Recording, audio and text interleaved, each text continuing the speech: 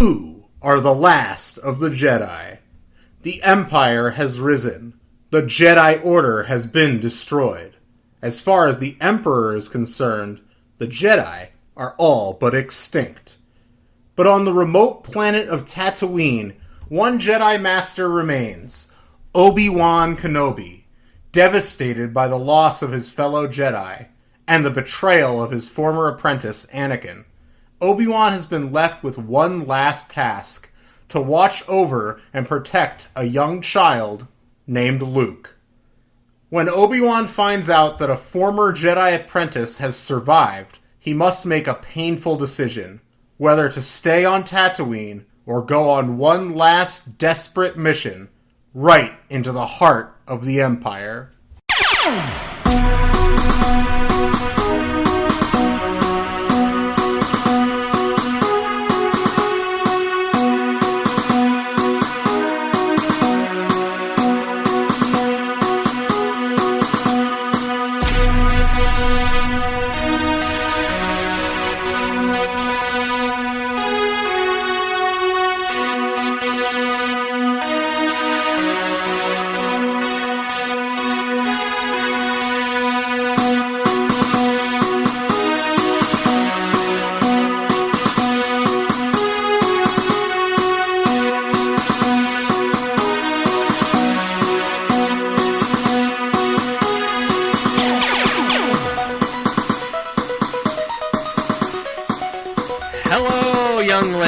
And welcome to the Padawan Library, the Star Wars Junior Novel Podcast. I am Levi Paratic, and with me, Tim May. Hello, everybody!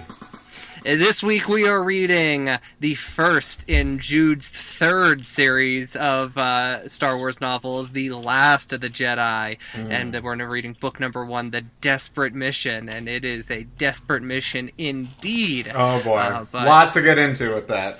There's lots to get into. We had announced that we were going to read the Jude Watson short story as well, last one standing. However, moments prior to this, it's been revealed that Tim has forgotten to read the short story, so we will do that next week. I promise, everybody. I promise next week. It would have been. It's like this. The short is like such a perfect prologue to this book too. So that's what's hilarious. It's fine. It'll be fine. We'll talk about it next week. It will be fine. Listen, there's more important things to talk about this week. Right? Like Jedi Tempo Challenge. Well, I haven't watched that. Have you watched any more of that? No. And I haven't watched the Mandalorian thing. Listen. Oh, I know. The last episode, I think, is the best episode. Well, I'm going to watch it. I just realized I forgot to do all this other prep work besides reading the book. So this opening is going to be devoted entirely to something. A great mystery. One of the great mysteries. Okay. And I believe this is about something that happened to me yesterday. Yeah, it happened to you. Oh no. Poor Levi. Okay, so yesterday, me and friend of the show, Brooke White, were watching a film on a streaming service, a popular streaming service. And there was a character in this film. I'll reveal the film eventually. There's a character in this film who went by the name of Movie Mason. This character was played by Mickey Rooney. And listen, the movie is on Disney Plus. The movie is Phantom of the Megaplex, okay? It's a Disney Channel original movie from the year 2000. It takes place at a big megaplex, and the former manager of the old-timey theater that got knocked down for the megaplex is played by Mickey Rooney. Okay, and he hangs out around the megaplex all day and submits hours and everything, even though he doesn't work there, because he just loves the movies so much. And he goes by the name Movie Mason. Hilarious name, okay? A very funny name. Mm-hmm. Me and Brooke thought this was extremely funny. So, we both texted you. First I texted you just the name Movie Mason. No explanation. Uh-huh. You say, huh? I say, Mickey himself. So that's a clue that I gave you. It was an early clue that you could have maybe capitalized on. And then there was a line later in the movie where one of the kids says, "Don't go around bad-mouthing Movie Mason." So me and Brooke simultaneously text you that line. Mm-hmm. And he said, "Glad you two are having fun today." That's what you said. And I say, 2? Because we're trying to confuse you, throw you off in this grand mystery. Okay. And then, hang on, because after that I responded back, sorry, 3. Sorry, because 3. You had somehow gotten our friend John to text me the phrase Movie Mason as well. Sorry, 3, since you somehow roped John in on your game, is what you said. And I responded, "Game? ? Then you said, "I have no clue what you're talking about!" And I just responded, "I'm talking about Movie Mason." Listen, this was the most joy in my life in so long. I was so happy. I knew you guys were having just an absolute blast. And then you made a few guesses. You said James Mason, Freemason, Perry Mason, Bob the Builder. I thought that one was pretty funny. And then I said no. One text, another text, Movie Mason. And then you just ignored me for the rest of the day. So, well, because you then roped every person that we can a bunch of people, together, right? Yes. Every person that we collectively know together to text me Movie Mason. I even got a text from a number that I don't have. I don't know who texted me. Did you get a text from my brother? It must have been your brother. Okay, well, because he is deeply hurt that you wouldn't respond. Okay. Just a heads up. All right, this is a nonsense inside joke. I'm sorry. It actually worked out because you got Justin to text me, and I had a question for Justin, so I actually did respond about to our him. project, And I've been like, okay, yeah, that's good. Yes. Anyway, so anyway, the movie Phantom of the Megaplex is, actually very fun. I recommend it to you. I think you would have a good time with this. It's not a good movie. Like, relax. I gave it 3.5 stars, which is absurdly high, probably. But I just thought it was a fun time. But well, I'll tell you this. Whenever I went to that theater to go see Jaws, they had a TV on the one wall, and Mel pointed out, "Hey, Phantom of the Megaplex is playing in the movie theater." And I went into the bathroom, and they were pumping the audio from that TV into the bathroom. So I don't know what was going on with that TV, but they were playing that. And then after Jaws, we walked out, and they had Russian gymnastics on the TV. It was so strange. All over the place. It really was. But Phantom of the Megaplex was being played in a Megaplex. So you gotta watch Phantom of the Megaplex. It reminded me of the early days of the Megaplex, when it seemed like a magical, wonderland. And not just like every movie theater on Earth. So it was actually very fun. Mickey Rooney's character, Movie Mason, one of the great character names of all time, is so funny. He gives a speech in it about the magic of the movies that is as emotional and powerful as I could imagine. Like I said on my Letterboxd review, there is no greater film critic than Movie Mason.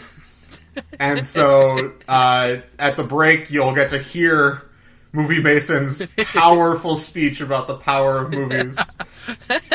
It'll be there, so make sure you listen back to this. I will. Brooke sent me 2 clues that they were about LeVar Burton and Katie Seagal. Oh yes, I forgot about this. So I looked this up, I googled the 2 of them, and I discovered that the Disney Channel original movie Smart House, which stars Katie Seagal, is actually directed by LeVar Burton. So I was and they were both mentioned in that line that he sent you is from Phantom of the Megaplex.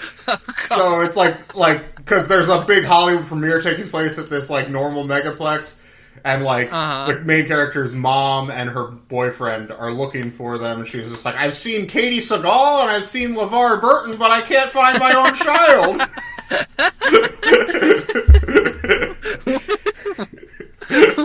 What a random couple of celebrities. Well, they probably had just made Smart House, so it was just a shout out, basically. I feel like. Oh. Katie Sagal and LeVar Burton. Speaking of LeVar Burton, I haven't talked about this on the show because it hurts me too much.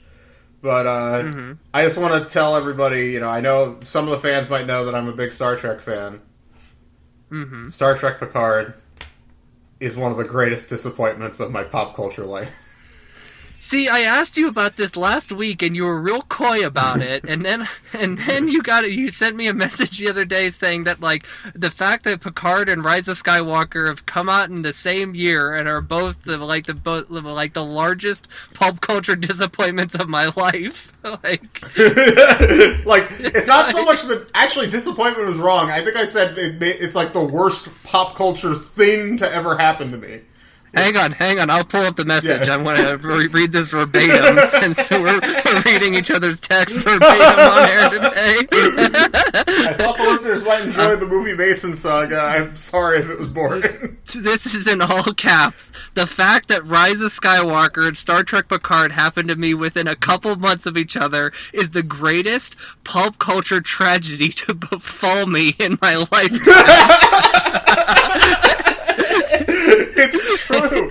I don't need to get deep into it because you don't know much about Star Trek, but Picard made me so sad and depressed.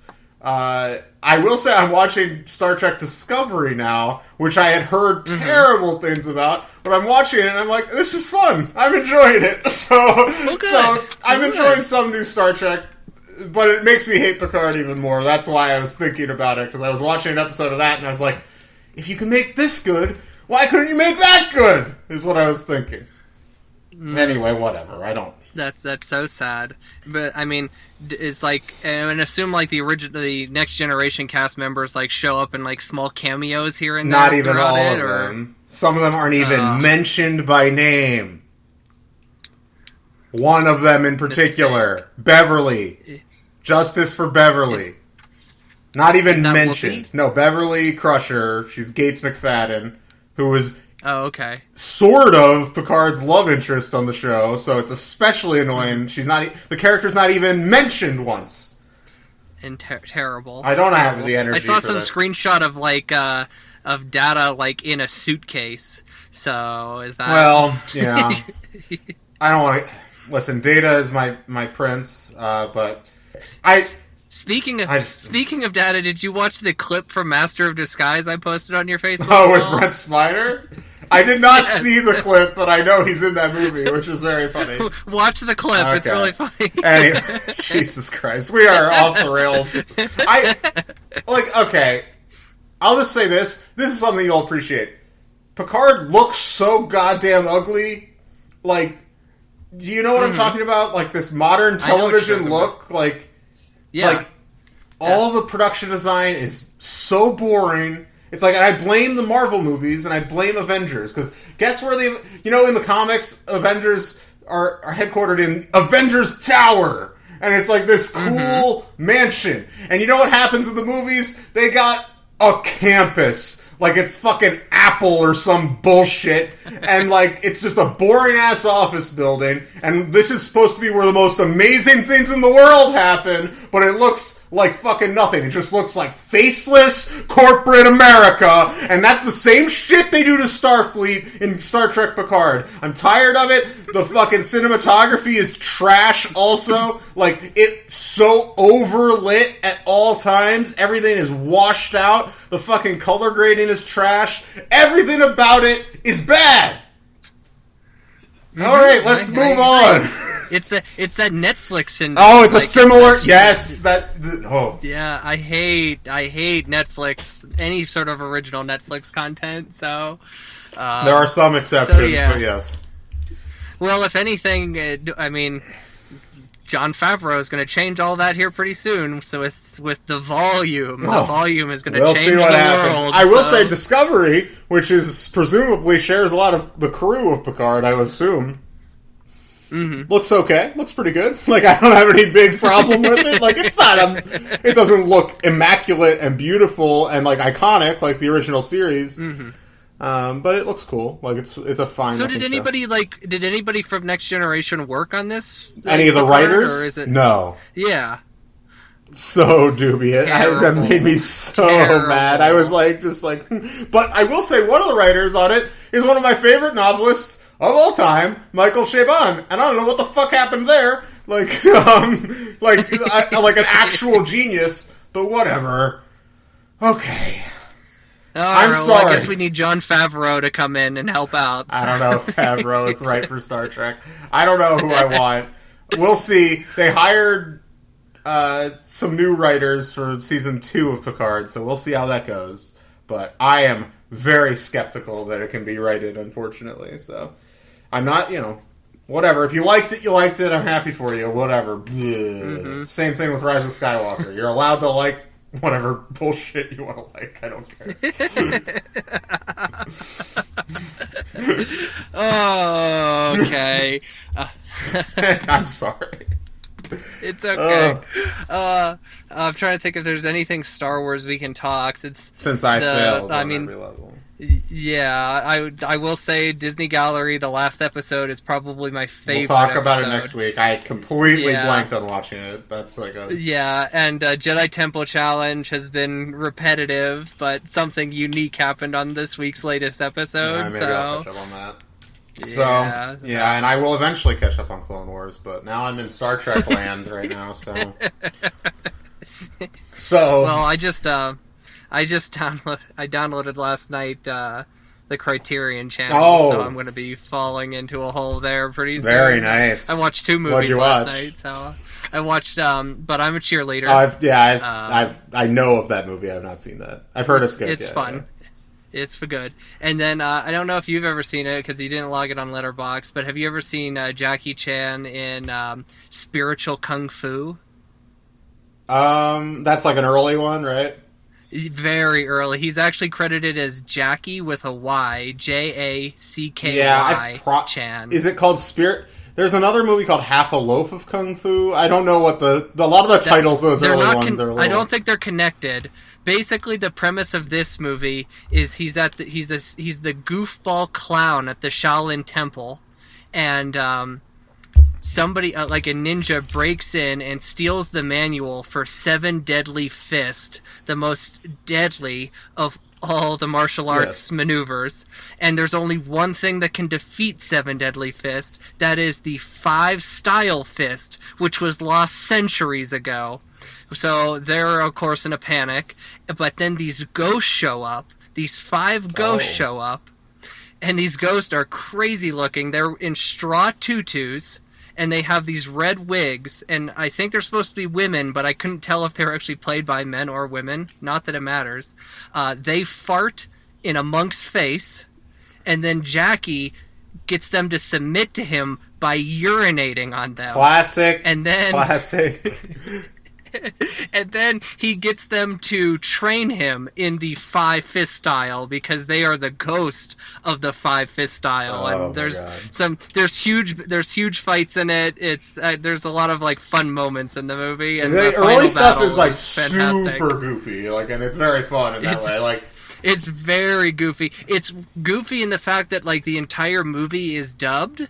Like, they didn't bother to record any of the dialogue, and, like, it's dubbed so poorly, like, over in Mandarin. Yeah, like, they didn't even try to, like, line the lips up that's that whole era. Like, I will... As far as, if the listeners want a good Jackie Chan primer, I have looked at that collection they have on Criterion, and it's nice, but it's all very weighted to super early stuff, like...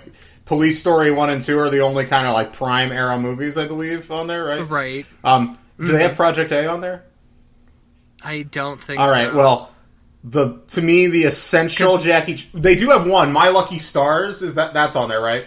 My Lucky Stars? I couldn't tell you. I'm pretty sure I know Drunken Master's not on there, well, Drunken Master 2 is the essential Drunken Master movie, I would say. That's from the 90s. Okay. But, yeah. My Lucky Stars, Wheels on Meals... the first 2 Police Stories, Project A, Armor of God, the first one, which is called Operation Condor here, oftentimes, and then I would say City Hunter, which is a wild ass movie, and Drunken Master 2. To me, that's like roughly, that's an essential. There you go. There's a nice little primer for Jackie if the listeners want that. I grew up loving Jackie Chan. I haven't seen literally everything, but it's certainly nothing from the last like decade. But you know what I mean.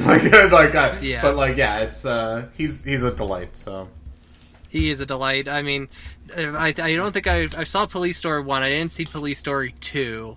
But the ramen noodle phone answering scene is like one of the most classic scenes in cinema history. He's he's just one of the great physical performers in the history of movies. He's right up there with Buster Keaton and all that. I agree. Stuff, so. I agree. He does some wild stuff in spiritual kung fu. That's for sure. Yeah, if you can find it, check out Project A. That one is like. That's just a wild movie. Like, that has so many crazy fight scenes. It's just, I think that's one of his. I think that might be my favorite. But really, anything he made from the beginning of his career through around like the mid to late '90s is at least worth watching. So, like, because there's going to be at least one great scene. Like, I feel like so. Anyway, we've been talking for 19 minutes about nothing. Yeah, we've. Again. So we should probably get into this book. It's a big book. The Desperate Mission. It's a big book. Last of the Jedi. It is a big book. All right, so yeah, when we get back, we'll be talking Desperate Mission, Last of the Jedi, number 1. Stay tuned. Mason, do you know what's been going on around here tonight? Crazy projectors, flashing lights, indoor tornadoes. It's not you, is it? You're not the Phantom of the Megaplex, right?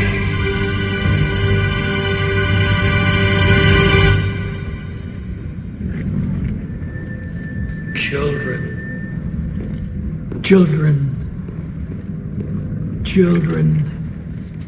When we arrive in this world, magic is all around us. You simply have to see a baby discover a butterfly or a toddler splash in the bath for the first time. Yet, as years pass, simple pleasures aren't quite so simple to find. Myths and legends fall away. Santa's secrets are revealed. Card tricks lose their fascination. True wonder is harder to come by. But there's always magic at the movies. Pirate ships, bicycles that fly, angels earn their wings, beautiful women marry handsome men, and we all learn there's no place like home. To destroy that magic, to shatter those moments, to me is a sin so grave as to be almost incomprehensible. If there truly is a phantom, my young friends, I assure you, it most definitely is not me.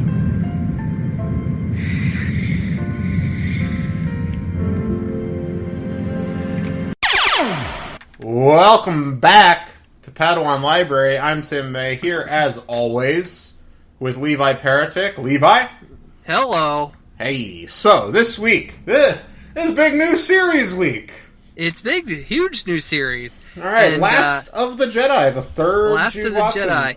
And there's something I thought about when I was reading this book, and it makes me wonder if Jedi Quest and Jedi Apprentice sold really well for Scholastic. Mm-hmm. Because the fact that they let Jude continue basically her story, which these books, if you were to just jump into any of these books, I feel like out of order, you'd just be like, okay, I'm a little confused by some of these people, especially with this series where Ferris is going to become the main character, so although you get a point of view character with Obi-Wan in this one. Right. But this is technically, I did the math, this is the 34th entry in this universe, in this saga of books. Yeah.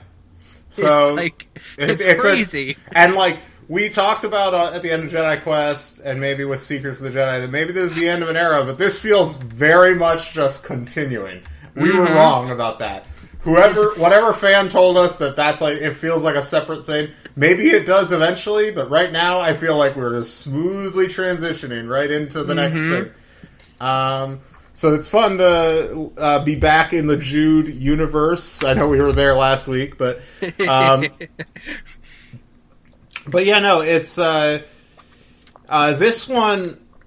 I had always heard essentially that Obi-Wan appears essentially in the first book or two, and then he kind of pieces out back to Tatooine, which makes sense given what happens in this book. And then Ferris kind of takes over. I will say, at the end of Jedi Quest, I remember us talking about how we thought that Ferris was like an interesting supporting character, but we weren't sure about him as a lead character. Without getting too much into details, because we're going to go into the whole book. Did that feeling change for you after this book? It kind of did, because it's like he's not as stiff anymore. The fact that he left the Jedi Order and then he kind of grew up a little bit. He kind of became a more I don't want to say a fully developed adult, but more of a round person. It kind of feels like, yeah. And he's very jokey. So he could. And they keep talking about his leadership, so I feel like there's the fact that there has been a break of time since we've seen him has been good for that character. So, but when he was stiff Jedi apprentice, no way he could carry his own book series. No way I'd be interested in that. But I definitely like this more. Yeah, absolutely. I felt like this book did a very deft job of taking Obi-Wan as your protagonist for largely the first half of the book. We don't see Ferris at all, and then kind of slowly shifting more to Ferris's perspective through the second half of the book. It kind of it got me pretty excited, and there's a lot of stuff going on here that we can just. Is there anything? There's one other thing I guess you would probably want to talk about. I assume is the covers. Well, I wasn't going to talk about the covers this week because we were doing the short story. There is one thing I'll point out about the series as a whole, is that the first 5 book covers were illustrated by a man by the name of John Van Fleet. And yes. So I don't know any information about him. I can tell you a little about him.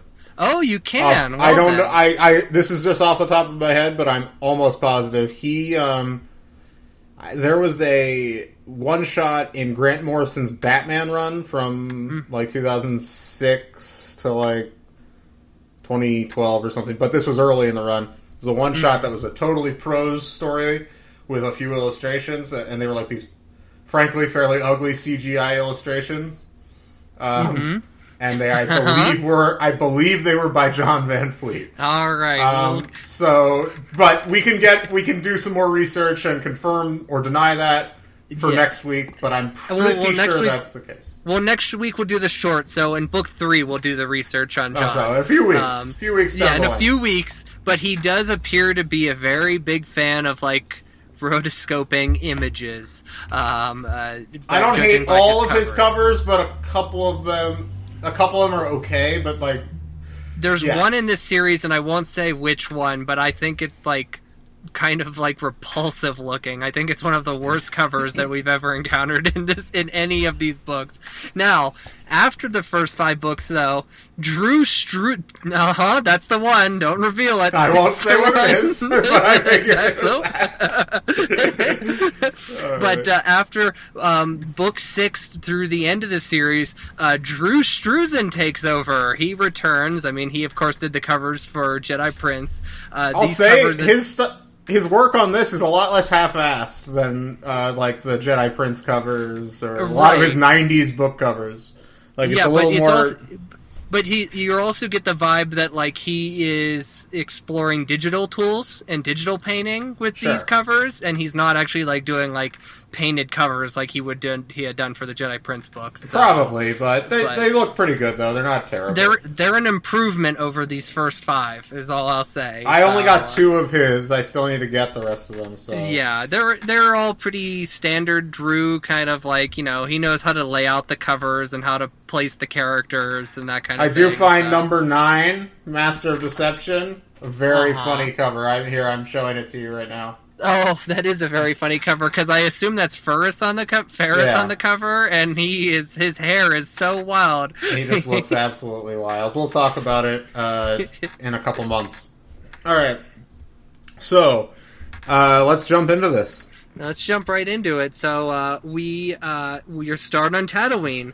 Obi-Wan is alone on Tatooine, and of course Obi-Wan is depressed. Obi-Wan is feeling the effects of having lost all of his friends, and on page 3 he gives us a list of some of the friends he lost. So it says here, and the Jedi were slaughtered in the Purge, for it had been just that, a slaughter, shocking, devastating, quick, but not quick enough for the victims. His dearest friends, Bant and Garen, the Imperialists Jocasta Nu, the gentle Alian, and Barriss Offee, the warriors Shakti, Kit Fisto, Luminara Unduli, and the great Jedi Masters Ki-Adi-Mundi, Adi Gallia, and Plo Koon. Gone. The word would toll in his head. Gone. So, R.I.P. Bant. Yeah. Huge sadness to see that happen. I'm not surprised, obviously, that it happened off page, but would have been, I think maybe a prologue with their death might have been interesting. Bant and Garen, I feel like, because they're pretty significant characters. Isn't there a friend missing? He had 4 friends. Those are the 2 big ones. Those are the 2 big ones, but I can't remember who the other one's name is. I don't have the older books, but I really wish Bant had showed up in Jedi Quest. Yeah, Bant was wasn't she like mentioned a couple times and that was it? Yeah, maybe, but yeah, that was gone. Oh, and then he also mentions above that Dara, True, and their masters Raghul and Soara and Tana also dead. So the one true friend, he's gone to the true place, I guess. Well, and True, if you remember, fairly important for our main character of this series, True Veld. So he is. And his relationship to Anakin and the Jedi overall and all that stuff. So that's where Obi-Wan's at, and he, Yoda promised him that Qui-Gon would return, and Qui-Gon would give him training, because Qui-Gon has figured out he has learned from the Guardians of the Wills. Is that what it is? Oh, the Ancient Order of the Wills, how to retain consciousness and be one with the living Force. So Qui-Gon has been in Obi-Wan's head, but he has not seen Qui-Gon, and he keeps telling Obi-Wan that he is not ready for this training, and Obi-Wan just doesn't quite understand that. So, where do we go here? Well, he's looking after Luke at this point, but he's already kind of disconnected from Owen and Beru. They're mistrustful, not of him necessarily personally, but just like what he brings with him, the danger he brings. So he's watching after Luke from afar. He winds up going into Mos Eisley, and he's hanging out in the cantina, and he's listening. He does that once a month. Yeah, once a month. He gets the news. He gets the news, and he's listening as these pilots are talking about how more and more planets are getting, stepped on by the iron foot of the Empire. And Obi-Wan's like, that's not news. That's just happening everywhere. He's just sad and depressed.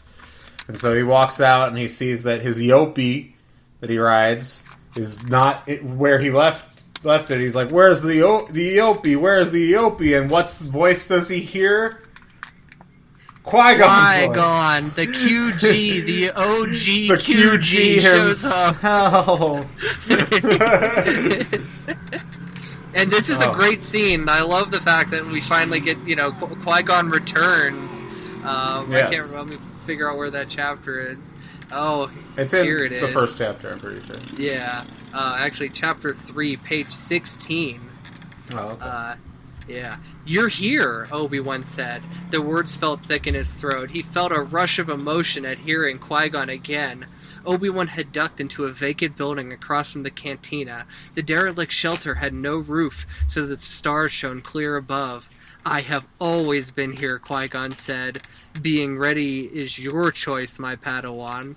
But I do choose, Obi-Wan said. I want to begin the training. I don't understand what you mean. When you know why you are not ready, you will be ready, Qui-Gon said. Now you sound like Yoda, Obi-Wan said. Oh. Thank you for that honor, Qui-Gon replied. So honored. So honored. I love this too. He says, thank you for your honor, Qui-Gon replied, his voice coming from both the stars and within Obi-Wan's head. So that's incredible stuff. So yes. Basically, yeah, Qui-Gon kind of scolds him for being worried about his Yopi when, like, there's, maybe something more important going on. What's going on? Right. Well, something I think you passed over is the fact that in the cantina, he overhears somebody talking about the planet Belasa, and on Belasa, they are like in a full Imperial lockdown because in an escape, like there's a prisoner who escaped from a prison, and a name floats. Ferris Olin is the escaped prisoner. So now Obi-Wan is very conflicted because he's surprised to find out that Ferris is alive, and he's just like, well, like if Ferris is in trouble, Ferris could also be another hope for the Jedi, being that he's an ex-Jedi. Yes. So basically, he's conflicted of whether or not he should stay or leave, and Qui-Gon basically tells them, "You can leave. I'll watch Luke for the time being." So that's what Obi-Wan does. Yeah, so he hitches a ride with some guy. What's some his dude name? He met in the cantina. And yep. Yeah, he drops him off. Like, not that interesting happens there, but he drops him off on Belassus. Is that what it's called? Something like that. Yeah. Balassa, maybe. Balassa. And so, he goes looking for not for Ferris, because Ferris, is missing, but Ferris's friend, because he heard from, actually this is something he learns from the transport guy.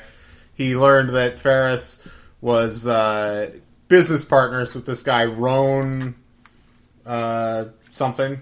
Roan, it's in my notes here. Yeah, jeez. Boy, we are. We're sleepy today. I apologize. Okay, Roan Lands. Roan Lands. So he's business partners with Roan Lands. They're essentially lawyers that defend whistleblowers, from corporate whistleblowers for the most part. And so Obi-Wan goes to their law firm office. Finds that it's closed. He asks the next door, that's some sort of seamstress, asks her where's the Lands and Olin law firm, and she's just like, you should know it's gone, like whatever, go away, we don't want your kind here, all that kind of stuff. And then he goes in the back of the seamstress and he runs into a little brat boy. Mm-hmm. A little brat boy who reminds him of another little brat boy he once knew. Yes. But what's the character's name? It's Trevor. Trevor. I know, and it's spelled funny, so it's Trever, Trevor. Turn in a regular name into a sci-fi name. I know. Love that. Something else we forgot to mention, because it's not on my notes, but Obi-Wan knows that Anakin is alive because he had found a holotape from like a HoloNet News or something outside the cantina or something, and there was an image of Darth Vader, so he knows that what has happened to Anakin, that Anakin has survived the Battle of Mustafar. So, and it's very painful for the man. So, however, this Trevor character, he's hanging out at the back of this tailor shop, and Obi-Wan thinks that the boy works there, and Obi-Wan, he's trying to get information from this kid, and he tries to bribe the boy. And this is on page 29, and this is a quote that you had sent me today. Oh, yes. I love this, because This is Jude. Somehow it feels like she knows what I find funny, and like she's just capitalizing on it. The conversation was over. He would not get any information from Ferris's neighbors. Out of loyalty, they were keeping their mouths shut. At least the meal was good. Obi-Wan bent over, inhaling the aroma, and took another bite. Qui-Gon would advise him to eat. He never believed in wasting an opportunity, even for food. He remembered that one of life's lessons from the Masters was that he was just a Padawan, something Qui-Gon liked to quote, "When food arrives, eat." Of course, the saying was meant more than that. It was about enjoying what you have in the moment, but Qui-Gon's kindness had always extended to recognizing the hunger of a growing boy. I sent this to you this morning when I was reading the book. That, was it 2 a.m.? It was 2 a.m. It was probably 4 a.m. on my end. You're 2 hours behind me. Yeah, it was 2 a.m. I was like, I wasn't up that early today, but anyway. But yeah, so I had to get that one in. But that made me laugh so hard. Growing boy. Like, I don't know if she's ever actually used the phrase "a growing boy," but like here she finally did it, and it's like. I thought of you immediately. I was so happy for you. I could just imagine when you were reading that you cackled. Just were. Yeah, like that. It brought you such a sunshine ray of joy. I could only imagine. So. All right. Did. Okay, so Trevor is not cooperative. Yes, and he's also not he doesn't work for the tailor. He's actually stealing from her, and he is stealing. She apparently, even though she wants to maintain the front of like she's a desperate business, like to everybody around her, she's actually like tailoring and doing laundry for the Empire. She's like cleaning Imperial uniforms, she's cleaning prisoners' uniforms. So basically she's just sucking up to the man, Yeah, she's an informant piece of shit. Mm-hmm. Yeah. So she but yeah, no, I was trying to come up with an analogy to a movie and I blanked. Anyway, so Obi-Wan figures out that this is Trevor's game, and Trevor says, "Oh, well, I don't care if I steal from her anyway. She deserves it." And he's just like, "Listen, I'll pay you to return all those clothes to her if you give me some information about the location of Roan lands."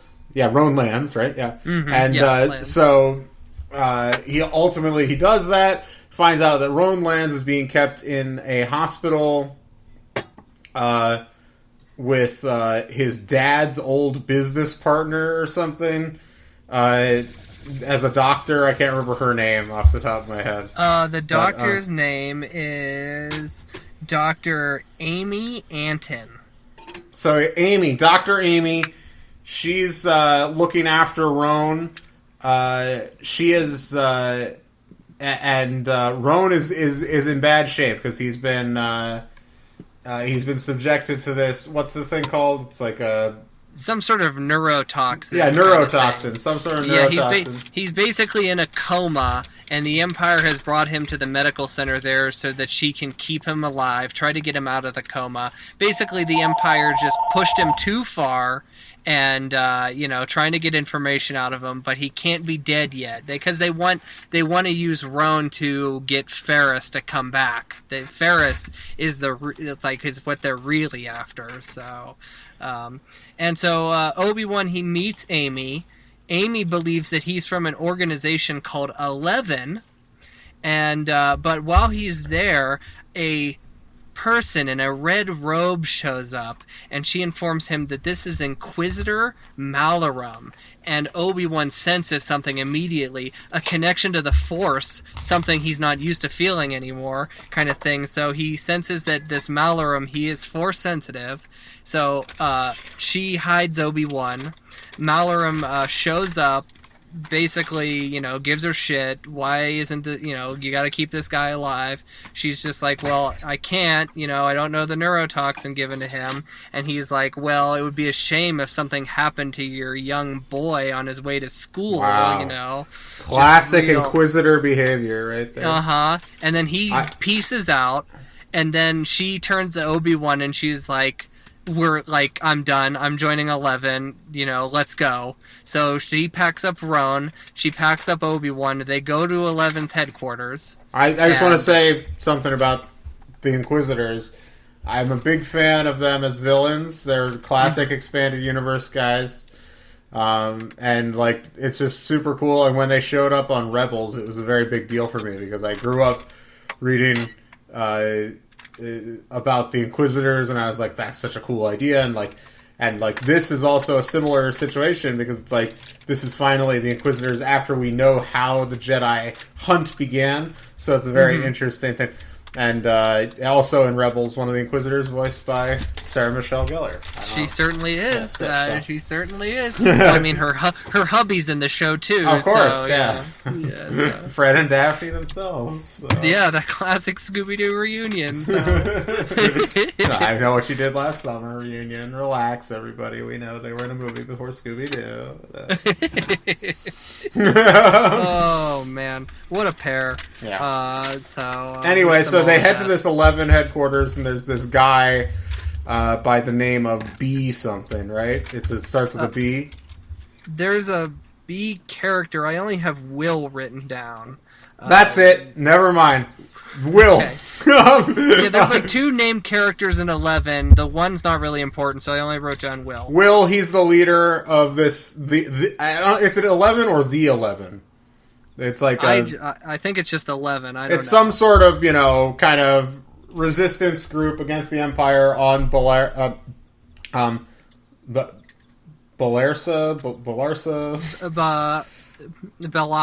Balasa.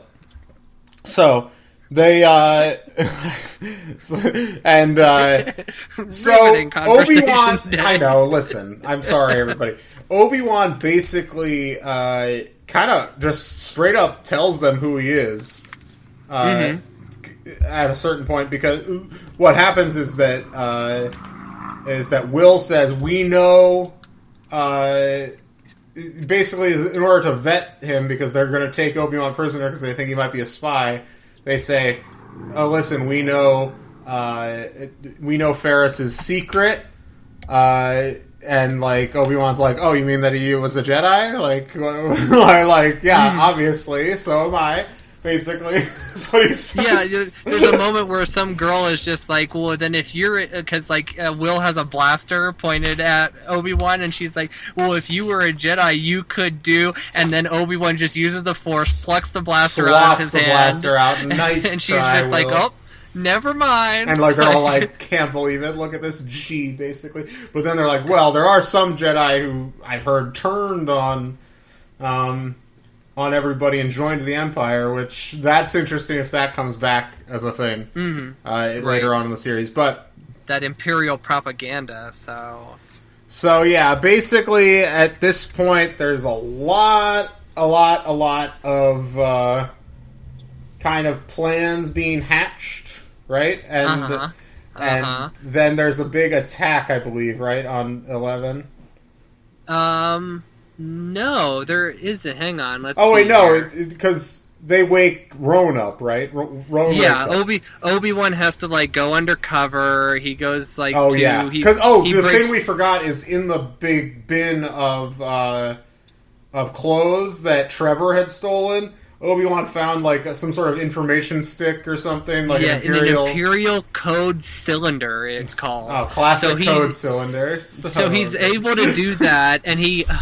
So he cone cylinders are the microfilm of Star Wars novels, if you know what I'm saying. That's a throwback one. Microfilms, yeah. So Obi-Wan has to go to Compner and that's where he gets the neurotoxins that were used on Roan. And but while he's there, he pulls up some information about something called Order 37, and it's basically it's an order about just like gathering people up and then doing like max executions and how to get hide rid the of bodies, get rid of the bodies. how to like dispose of the bodies. Really, just like a manual for police brutality. Right. There's a lot of relevant. This book felt pretty present for me.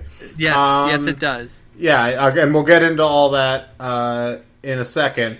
But okay, so here's what they wake Roan. Well, this is what happens on his way back from the Imperial thing when he finds out all this information. That's Order 37 is going to affect right immediately, right? Mm-hmm. And so, that's what happens. And Obi-Wan's leaving, and people are starting to gather. These Imperial thugs, these motherfucking cops, they all like start storming the streets and literally just beating the shit out of people. And, like, just arresting people, detaining reason. people, all that shit. And then Obi-Wan's able to slip through, gets back to 11 headquarters, and it's like, wake Roan the fuck up, because I need to find out, because we all know Roan knows where Ferris is.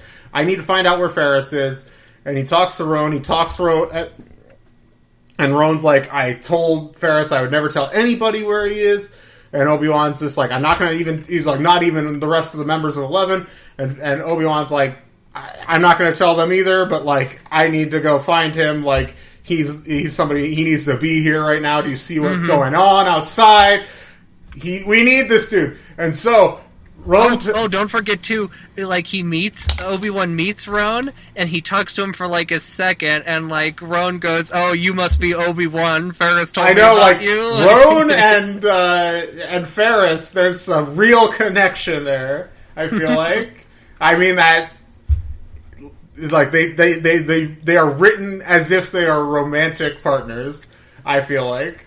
I mean, they aren't, obviously, because it's a Star Wars book published in 2006 or whatever, but... Right. But, it's also written for 10-year-olds. But, but Jude, that has never stopped Jude from any... I mean, last week's book. We'll get to the end, but the way they, like, talk about longing to see each other, it's just, like, not that, like, obviously, we all have close friendships. I long to see you again, Levi. I long to see you. But, but, like, it's written in a very romantic style, so I feel like I would have heard of this if it did wind up being anything romantic, because it would be a bigger deal, but anyway, whatever. Interesting material. Regardless... I mean, they did meet in a coffee shop, and think of how many, Yeah, there's so much, like, just meet cute, we'll get into all of it. So, Obi-Wan is headed to this mountain range on the planet, where Ferris is supposedly hiding out. He goes, he gets a fake ID, basically, to get to a shipyard and to get a ship, and he goes through, is totally just seemingly undetected. It's just like, wow, it worked. Like, they even call after him, and he, like, correctly responds to his fake name. All that's, like, Obi-Wan knows what he's doing. He's, like, getting back into the groove of, like, on a mission. He's like, okay, I got... Yeah, he's so excited, too. He's like, I never thought I'd be on a mission again, like, so. But then... So he's flying off the planet, because Ferris is in this cabin in the mountains. So it's on the other side of the planet, basically. Yeah, so Obi-Wan's plan is to fly into orbit and then fly back down. And when Obi-Wan flies into orbit, he is attacked by what is only described at first as a connection to his past. And the ship model that he's being attacked by is a fire spray. Oh. Now if you are a deep dork, then you know who this is immediately. If you're not, like me, apparently. Yeah. I only went like that because I figured someone in our audience will be like, oh shit. Yeah, I know. Somebody freaked out, and I'm just like, who is this? Like, they keep alluding that we know this person. I'm thinking, is it Magus, for that bounty hunter from the last book? And I was just like, is it like, they mentioned, like, that some Jedi had turned? Is it like some random Jedi that, like, is evil now. Like, I was very, like... I was having all kinds of theories. We'll get to who it is in a minute. We will get to it who it is. So, if some of you are all like, well, obviously we know who it is, Dewey, but, like, if you're dummies like us, then we'll preserve the suspense for you. And if you can't wait for this, then you Google Star Wars fire spray, and you'll know immediately who this is. That's what I did. I got so fed up of, like, who is this character? Yeah. I was able to maintain the suspense. But anyway, so Obi-Wan arrives. Obi-Wan is chased by this fire spray vehicle. Mm-hmm. All, like, down to the mountains, but he's able to kind of evade him to a point by essentially burying himself in the snow. Mm-hmm. And Obi-Wan has to kind of fight his way out, and then he has to, like, climb over a mountain in order to get to the coordinates. It takes him 2 days to get from where he lands to Ferris. So he gets there, he's frozen. His beard is frozen, his eyelashes are frozen, everything's frozen. It seems like he's gonna die. Then somebody points a blaster rifle at him. What's her name? Donna is his character's name. It's her cabin. It's her cabin, and she is one of Ferris and Roan's first clients from back in the day. So, she's pointing at him, but then Ferris sees who it is and is just like, Donna, nice try, gives Obi-Wan a big hug, like, thought you were dead, all this stuff, and you're like, oh shit, like, gonna get down to business. They sit down next to the fireplace, and they get talking, and Ferris is just like, every day of my life, I fight, motherfucker. Every day I'm fighting. And so, and like, against these motherfuckers. And Obi-Wan, right off the bat, Obi-Wan, like, is blown away that he gets a hug from Ferris, because he's just like, Ferris was always so proper. So reserved, like, even more so than me. Like, yeah. So, yeah, and regardless, and Ferris is surprised by how old Obi-Wan looks. Apparently, Obi-Wan at this point is already totally gray. Which makes sense, like, just the stress of the Clone Wars, plus his apprentice's betrayal, all this stuff. Oh, we should mention, though, that Obi-Wan shaves his beard. Oh yeah, so he's probably looking pretty nice. Whenever he goes to get the neurotoxin that, like, is affecting Rowan, he shaves his beard for that. So anyway, we find out because Obi-Wan, he is very coy. He does not give much information to Ferris. He doesn't tell Ferris right away. No, he doesn't tell. Ferris says, "Well, what about Anakin?" Obi-Wan is just like, pulls the Luke move. He's like, oh, he got killed, basically. Yep, Anakin's gone. And then he doesn't tell him about Luke or Leia, or he doesn't mention that Yoda's alive either. So basically he gives him no information. But he basically says, like, oh, I've been around the last year. Like, and Ferris is like, well, it's great you're here. Like, you can join us in this resistance movement. And Obi-Wan's like, nice try. I gotta go at some point. And he's just like, and Ferris is like, what's your strategy for defeating the Empire? And Obi-Wan's just like, shit, he's gonna be so pissed when I say this. But he's like, wait, I gotta wait it out. And like, he's not giving Ferris any of the information that would make that answer make any sense. So it's like, Ferris is just like, what is up with this dude? This dude has obviously been broken by like 3 long years of war. He's lost everyone he loves, clearly. Maybe Obi-Wan's just not gonna be of any use to me. Like, I feel bad for him, but like, fuck this guy, you know what I mean? Mm-hmm. And Obi-Wan is like, he's trying to convince Ferris that like he can be a Jedi once more, and Ferris has apparently cut off his connection to the Force. He's not practicing, and but that's when an attack comes, and this attack comes from 2 people. The one is a cyborg who has a laser cannon for a head. This person doesn't matter. The other person, though, is the pilot of the... What was the ship called? The Fire Spray. The Fire Spray. And you might know this pilot by another name. Well, first off, he's described as being wearing a helmet and having knee rockets. And I'm like, I know somebody who has knee rockets. So it's Boba Fett. Boba Fett shows Boba up. himself. This is the Boba Fett I like, by the way. Boba Fett is like Boba Fett rules. He's described as only being about 14 at this point, but this Boba Fett is fucking cool and cold and ruthless. This is Boba Fett. This isn't the Boba Fett of the Terry Besant, Elizabeth Hand series. This is the true Boba Fett, just younger. It definitely is, and there's a scene of dialogue that I will read that shows how much better Jude writes Boba Fett and makes Boba Fett work. They go through a tunnel. There's this big, like, underground mine tunnel chase. Oh, can't leave this out.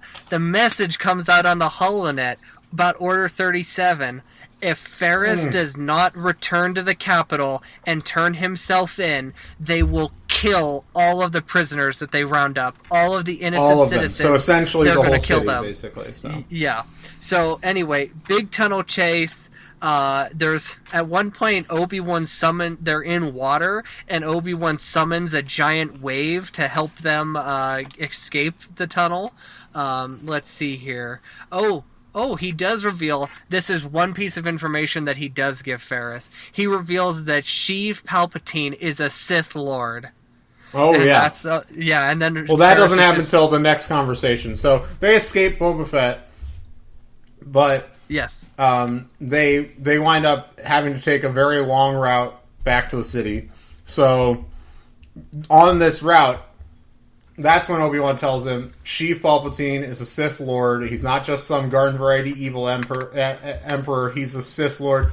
And, like, this blows Ferris's mind, because Ferris is like, this, and Obi-Wan talks about Granta Omega, and how Granta Omega had said, like, you're going to be so, like, I know something that you're so pissed about right before he died, basically. It's like, you're going to be so pissed that you don't know what I know.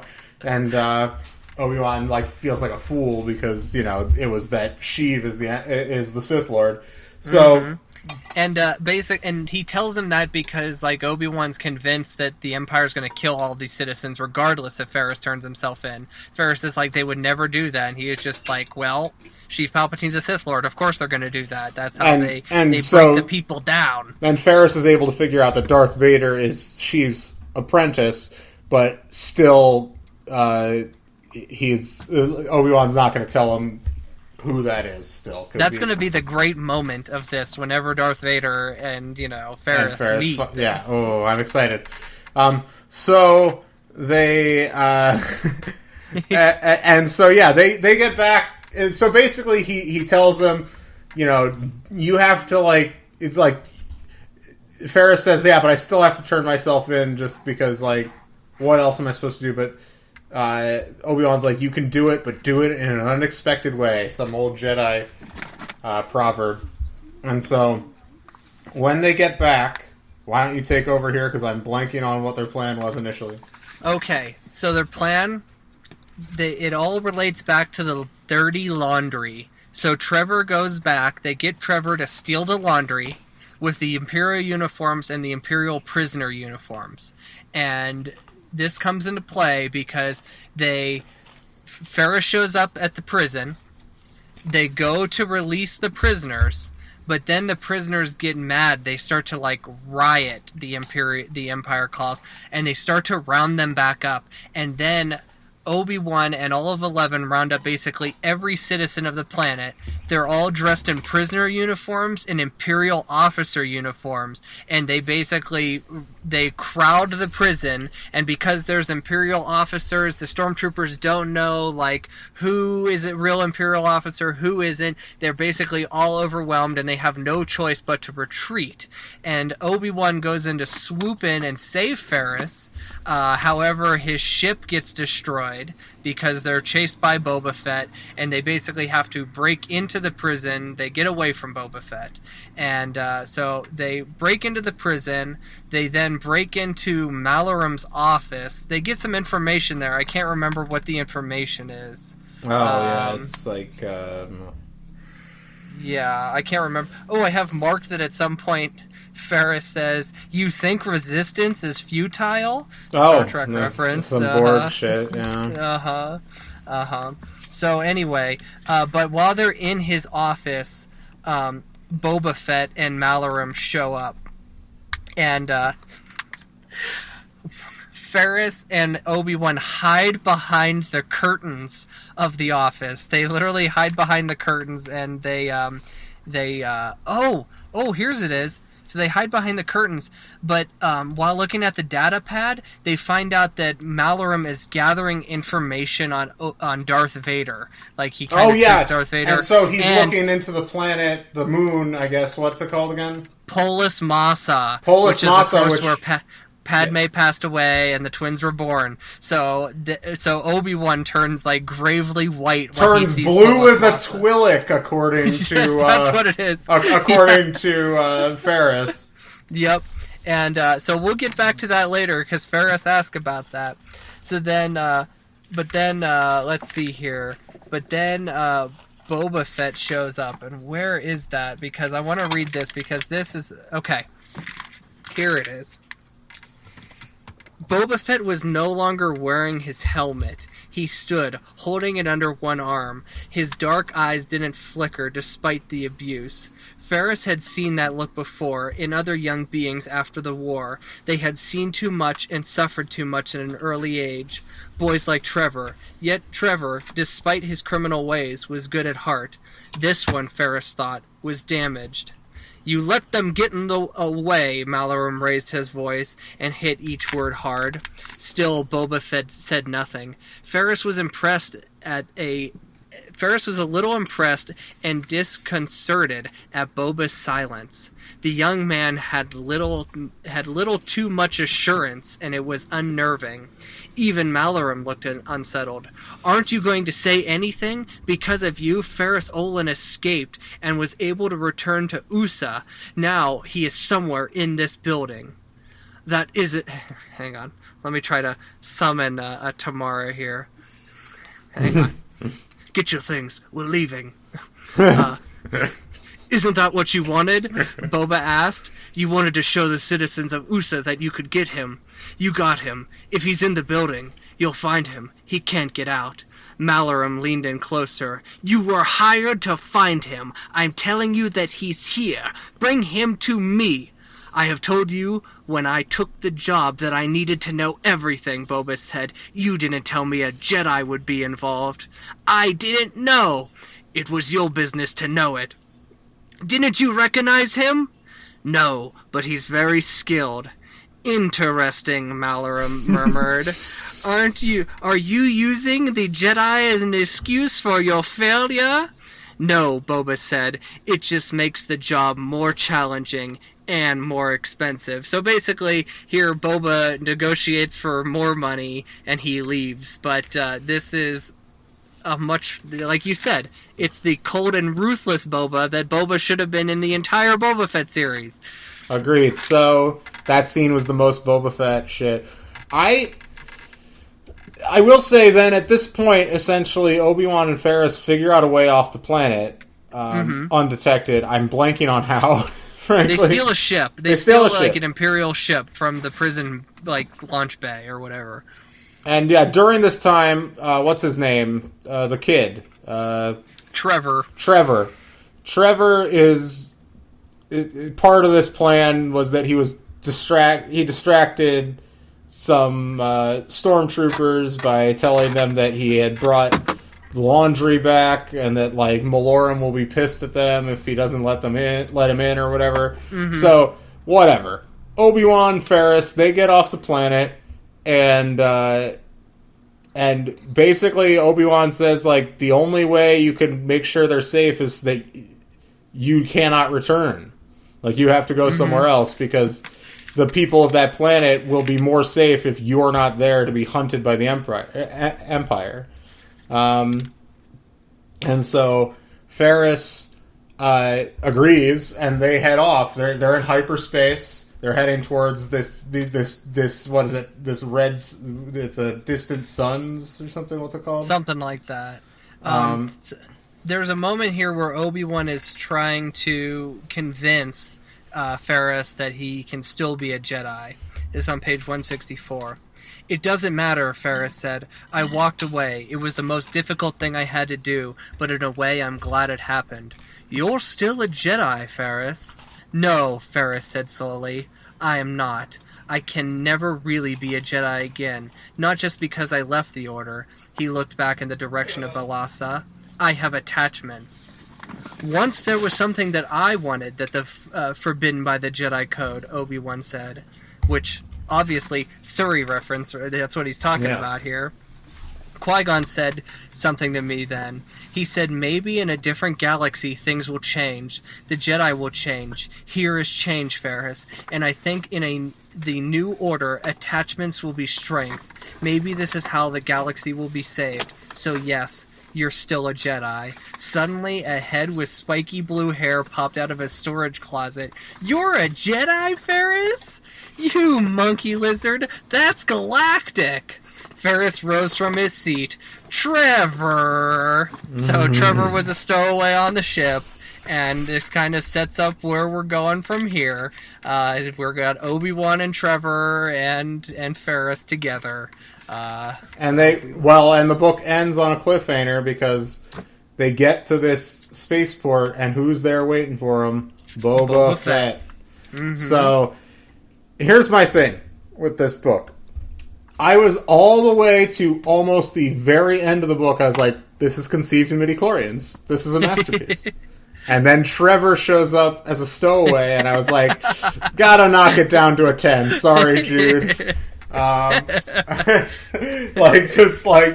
But that's joking aside. Hopefully he's not a huge part of the series. We'll see.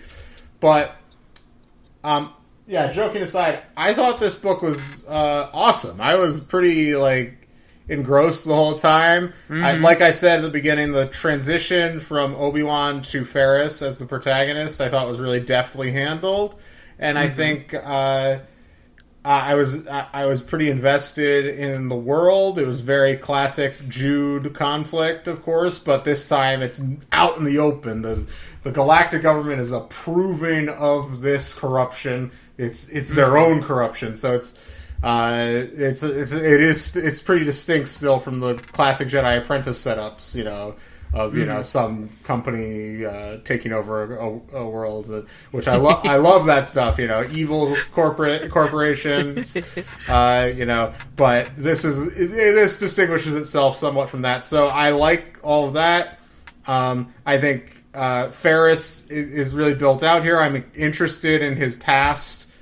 Between when he left the Jedi Order and now, what he was doing during the Clone Wars, this law firm he had with Roan is really interesting. This relationship he had with Roan, if you know what I'm saying, very interesting to me. So all this stuff is pretty exciting, and this is a great first book in a series. I was really pleased. I'm giving it a 10. Because honestly, until the last 3 pages, I was conceived midi-chlorians easily. So I'm not excited about Trevor.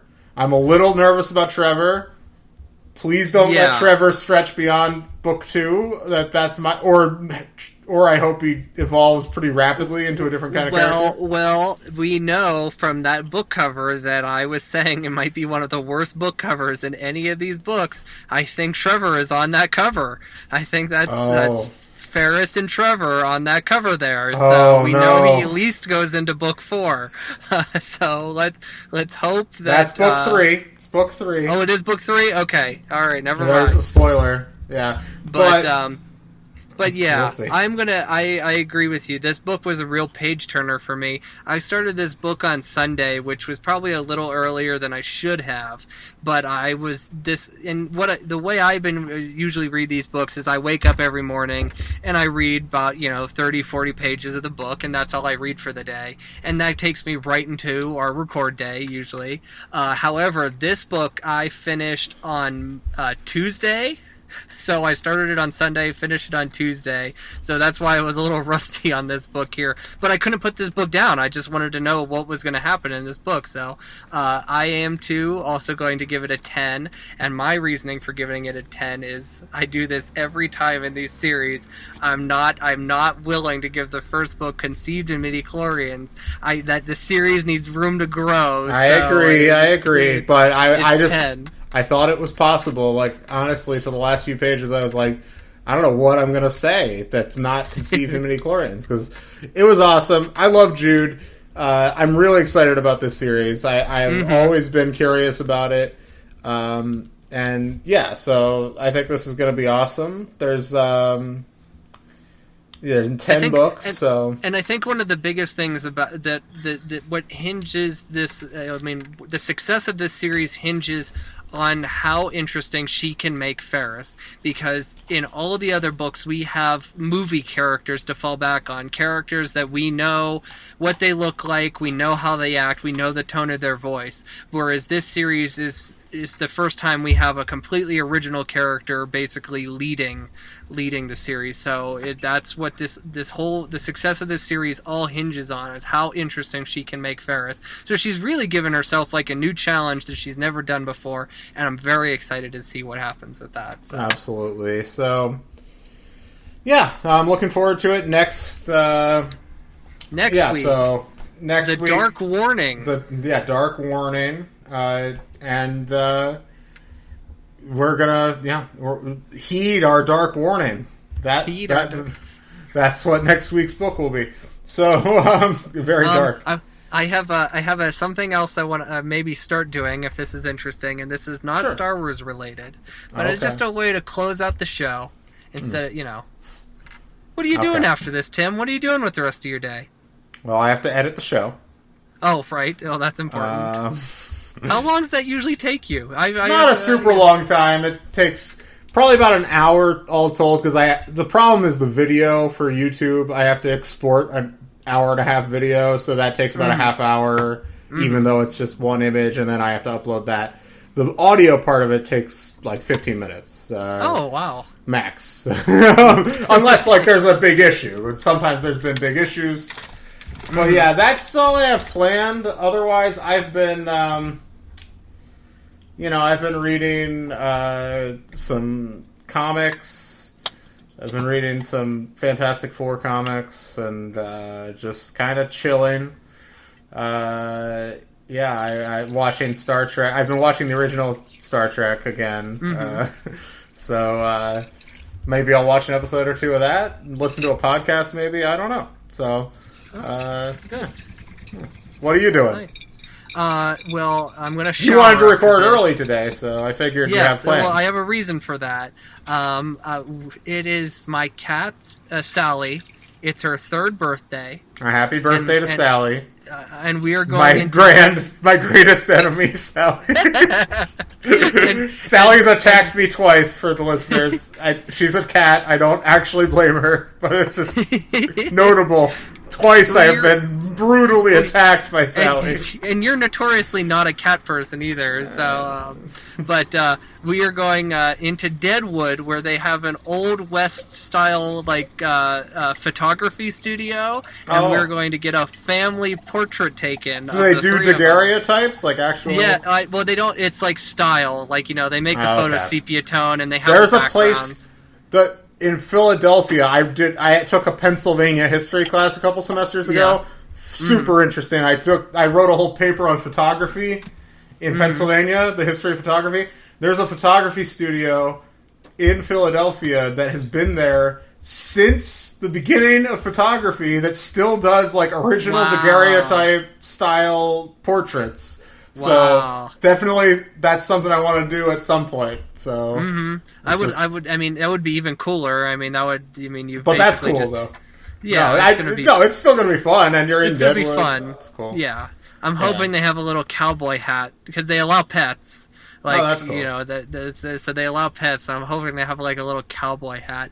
But we're thinking we're gonna do like a pose because we were on their website, like looking at other photos, and we're thinking of just getting like guns and bandoliers and looking like, you know, we're bandits and like holding Sally in the photo and just trying to look badass. Real badass, if you know what I mean. Alright. Too many inside jokes in this episode. That's my day. So, anyway, if you have any questions for us, we'd love to do another Q&A episode at some point in time. Email us those questions at padawanlibrary@gmail.com or message us on Facebook or Twitter. I don't check the Twitter often, but it is there.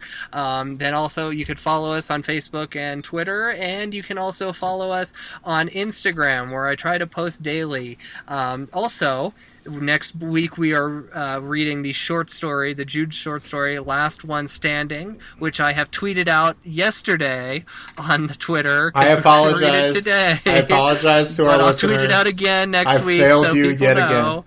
again. But yeah, we're reading that next week. Buy our t-shirt. There's the link on the Instagram. I got nothing else to say. Do you, Tim? Nope. All right, until the books are due back. The library is Movie Mason. Padawan Library is hosted and produced by Tim May and Levi Peretic. It is edited by Tim May. Our theme song is by the Astral Project. Our artwork is by Freddie Funbuns. Copyright 2020, Tim May and Levi Peretic, all rights reserved.